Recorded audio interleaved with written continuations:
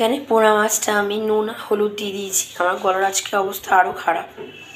তো যাই হোক, যেটুকু পারছি কথা বলার চেষ্টা করছি। তো এখানে নুন আর হলুদ মাখিয়ে নিয়েছি আমি মাছটাতে। আর এখানে বসিয়ে দিয়েছি আমি কড়া। তেলটা গরম হলে মাছটা ভেজে নেব। আর আজকে একদম সিম্পলভাবে করবো, আমার শরীর একদম ভালো লাগছে না। সর্ষে বেটে নিয়েছি, বিকজ সর্ষে দিয়ে মাছ করাটা সবথেকে সহজ রেসিপি, সবথেকে তাড়াতাড়ি হয়ে যায়। তো সর্ষে দিয়ে মাছ করব, মাছ আর ভাত। আর প্রথম পাতে দেখি যদি কিছু বেগুন টেগুন ভাজতে পারি তো করে নেব। 3 পিস মাছ আগে দিয়ে দিয়েছি, একসঙ্গে 5টা মাছ ভাজতে গেলে না হয় না।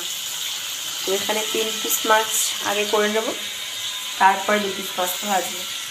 Good morning, welcome back to my channel, to a new blog. আশা করি তোমরা সবাই ভীষণ ভীষণ ভালো আছো।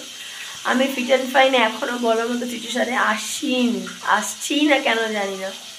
তো গলার অবস্থা বুঝতেই পারছো, ক্রমশ ভেঙে যাচ্ছে আস্তে আস্তে। আমি সত্যি খুব জোর দিয়ে কথা বলছি বলে একটুকু শর্ট ক্লিপ বেরোচ্ছে, নাহলে এটাও বেরোচ্ছে না সকাল থেকে।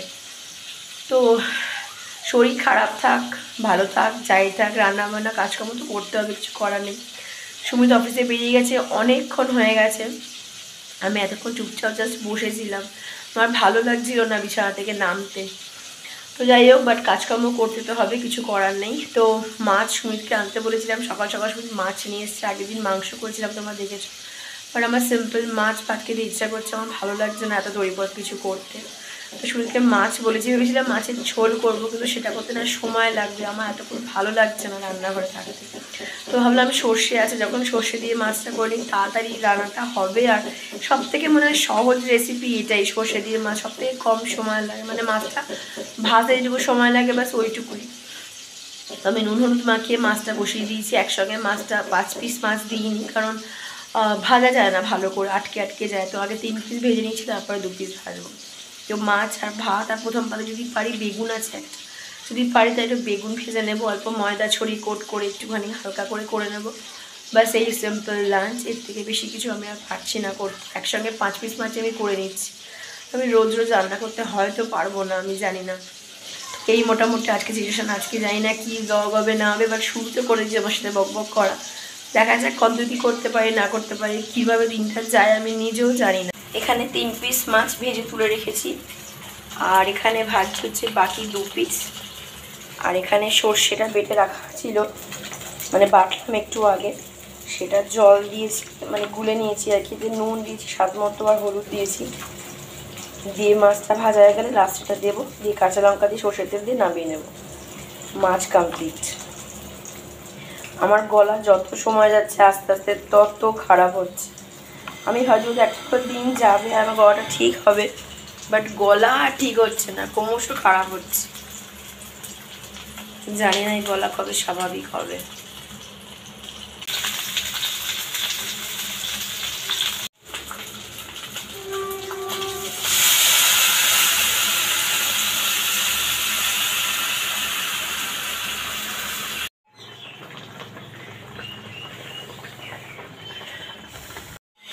এই পর্যন্ত যে গ্রেভিটা আছে এরকমই রাখবো, বেশি আর শোকাচ্ছি না, ড্রাই করবো না, কারণ 5 পিস মাছ সেই অনুযায়ী গ্রেভিটা রাখতে হবে। তো এই অবস্থায় আমি দিয়ে দেবো সর্ষের তেল।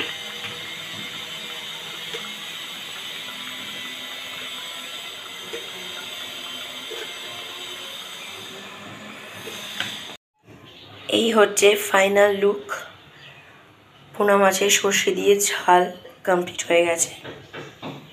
আমি আলাদা করে আজকে কাঁচা লঙ্কা চিড়ে দিইনি, কারণ সর্ষেটা যে বেটেছি আজকে অনেক কাঁচা লঙ্কা দিয়েছি, প্রায় 5-6টা কাঁচা লঙ্কা দিয়েছি, সেজন্য আলাদা করে কাঁচা লঙ্কা দিলাম না।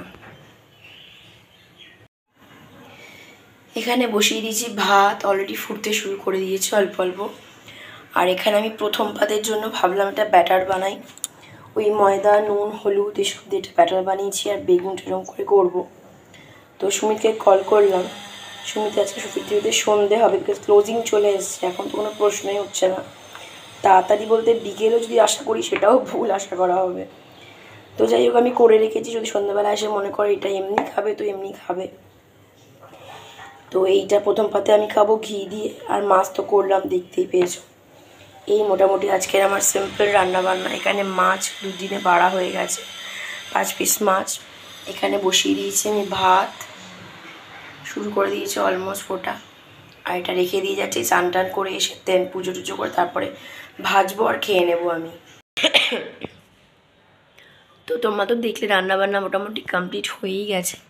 তো এসে আমি একটু বসেছিলাম, তো বসে ভাবলাম যে ভীষণ টায়ার্ড লাগছে, তো একটু শুয়েছিলাম 10 মিনিট। তো গিজারটা জাস্ট অন করলাম, অন করে জলটা একটু মানে টাইম লাগবে, অনেক বড় গিজারটা। তো ওটা হয়ে গেলে দেন স্নান করব, স্নান করে পুজো করে আমি খেয়ে নেব, ওষুধ খাওয়ার আছে। তো গলাটার জন্য এত প্রবলেম হচ্ছে না, আমি যে গলার শটটা যে বেরোচ্ছে, যেটুকু বেরোচ্ছে না এটা খুব জোর দিয়ে বেরোচ্ছে, আদারওয়াইজ বেরোচ্ছে না গলার স্বর। আমি বেশ চাপ দিয়ে জোর করে কথা বলছি, তবে এই গলার স্বরটা বেরোচ্ছে। তো গলাটা কেন ভেঙে গেছে বুঝতে পারছি না, এতটা ভাঙা ছিল না দুদিন আগে, তোমরা দেখেছো ব্লগে। বাট আজকে দেখছি যত দিন যাচ্ছে লোকে বেটার হয়, আমার গলা ক্রমশ বসে যাচ্ছে। বাট এটা ঠিক জ্বর নেই, কোনো টেম্পারেচার নেই, সে সমস্ত প্রবলেম। সর্দি যে খুব আছে সেরকমটাও নয়, আমি মেডিসিন নিচ্ছি, তো সর্দি টর্দি কিছু নেই, জ্বর টর কিছু নেই। বাট গলাটা ক্রমশ আস্তে আস্তে ভাঙছে, লোকে আস্তে আস্তে ভালো হয়, ভাঙা গলা ঠিক হয়ে যায়, আমার ঠিক গলাটা ভেঙে যাচ্ছে আস্তে আস্তে। তো ঠিক আছে, রেস্ট নিচ্ছি, ঘরে আছে, মেডিসিন নিচ্ছি, আশা করছি ঠিক হয়ে যাবে 2-1 দিনের মধ্যে। সামনে নিউ ইয়ার আসছে, আপাতত কোনো প্ল্যান তো নেই, ঘরেই এই শরীরে আর কি প্ল্যান থাকবে। তো এই মোটামুটি সিচুয়েশান। তো যাই হোক, স্নানটা করে আসি, এসে পুজো করে লাঞ্চ করি, তারপর ব্লগটা কীভাবে কি কন্টিনিউ করবো আমি নিজেও জানি না। তো দেখা যাক, সুমিত কল করলো, শরীর কেমন আছে, আলাম এই কন্ডিশন, বলে তোমার তো গলার স্বর বেরোচ্ছে না। আলাম না, সত্যি আমার গলার স্বর বেরোচ্ছে না। তো এই ব্যাপার আর কি। তো যাই হোক, স্নানটা করে এসে পুজোটা করে নিয়ে খাবো, খেয়ে একটু চুপচাপ রেস্ট নেব। রেস্ট নেওয়া হয়তো শরীরটা বেটার লাগবে, দেখা যাক। এই জবা ফুলটা আজকে দেখলাম গাছে ফুটেছে, তো ভাবলাম ভালোই হয়েছে, আজকে বৃহস্পতিবার, তো মায়ের জন্য ফুটেছে আজকে ফুলটা, চলো দিয়ে দিই।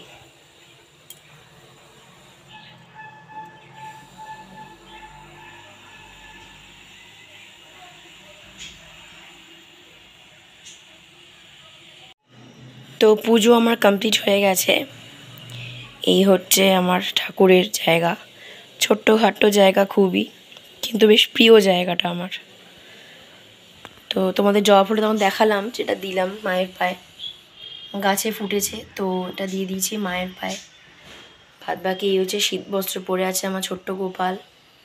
বাদ বাকি সমাজ যারা অনেক পুরনো তারা তো জানোই আমার সিংহাসনে কি আছে ঠাকুর।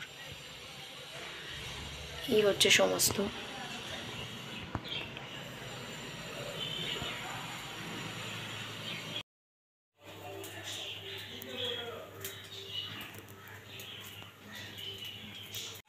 তো এখানে বসিয়ে দিয়েছি আমি হচ্ছে বেগুনি আমার জন্য। তো এটা হয়ে গেলে দেন খেয়ে নেবো। মাছ তো গরম করবো জাস্ট মাইক্রোওয়েভে, ভাত হয়ে গেছে অলরেডি।